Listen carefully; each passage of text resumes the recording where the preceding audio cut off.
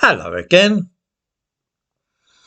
Although the first recorded use of the word misgender was as early as 1989, I doubt if any ordinary person ever came across it before the dawn of the new millennium. It has now become a word which is hard to ignore, and we see it bandied about all over the place. Misgendering refers to the act of referring to or addressing somebody as being a gender different from the one with which they identify. So if you call a woman sir, for instance, then you are misgendering her. Or if a man identifies as really being a woman and you refer to him as he, that too is a case of misgendering. It is considered to be a very shocking and offensive action today.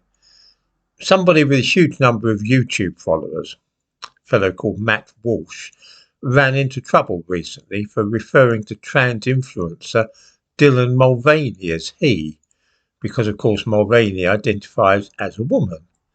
I give a link to an article about this in the description to this video. I'm bound to say that this all sounds to me like a lot of nonsense. I remember going somewhere many years ago with a friend of mine who was a lesbian. She had very short cropped hair and dressed in an androgynous fashion. Somebody in a theatre called her Sir. She thought it was the funniest thing ever. My own voice, when heard over the telephone, can sound quite feminine, and I've been addressed as Madam before now on the phone. My wife says I sound a bit like Margaret Rutherford. Actually, this is quite funny, and I cannot for the life of me see why anybody would care if someone read them as being the opposite sex. So what? Of course, this mostly happens these days when a bloke wears women's clothes and calls himself Mary. And under such circumstances, it is hardly surprising that those who correctly divine his actual sex beneath the clothing and makeup refer to him as he. I dare say that would happen if I got dragged up and went out into the street. There is, of course, an easy remedy for this, and it entails not wearing women's clothes if you're a bloke, and sticking to female garments if you happen to be a woman. Otherwise, people are apt to get a bit confused, and who can blame them?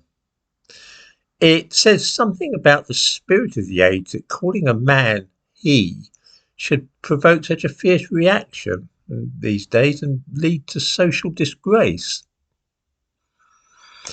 Another word which was never heard in ordinary conversation until 20 or 25 years ago is, of course, bullying. The only time you would have heard this word until the year 2000 was in the context of school children. Unless you were a teacher or parent, then bullying would be wholly irrelevant to you. I certainly have had bosses in the past who yelled at me, and like most people, have had fractious relations with colleagues at work on occasion. But this was not called bullying. The use of this term with its childhood associations is another symptom of our infantilization. Adults being bullied indeed. Of course, it's true that in the army or in prison one might be shoved around a bit and even shouted and sworn at, but no self-respecting person would have considered this as bullying at one time. Like misgendering, this is all part of a culture of victimhood.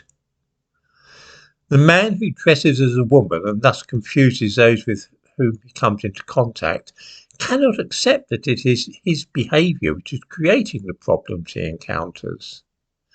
Instead, he dreams up something called transphobia and claims he is being victimised because folk are misgendering him. The man who screws up at work and is yelled at by the boss is similarly unable to take any responsibility for his own actions and says instead that he is a victim of bullying. You see, nothing is anybody's fault these days. If a black person is no good at his job, he says he's a victim of racism. Women, of course, are victims of sexism. Muslims have fallen foul of Islamophobia. And, of course, homosexuals must be treated with kid gloves. unless they accuse you of bullying them due to their sexuality. Everybody wants to be a victim. Mind, I suppose I can always blame ageism when people denounce me for my own views and opinions. I've seen any number of references to how old I am when people are calling me a fascist and racist. Perhaps I too am a victim of some ism or other. There's a comforting thought.